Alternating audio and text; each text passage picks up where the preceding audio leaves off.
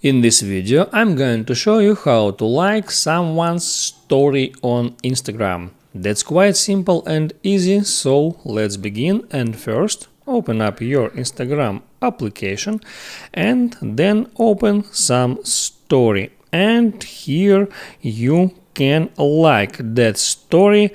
Just tap on that heart icon next to message icon, and if you're not able to do that, if you don't see that icon, just open up your app store and check if your Instagram app is up to date. Just type here Instagram, select Instagram application, and here check if this button calls open. If this button calls update, tap on that and update your application to the latest version. I hope it helps you, so before you go, please like and subscribe.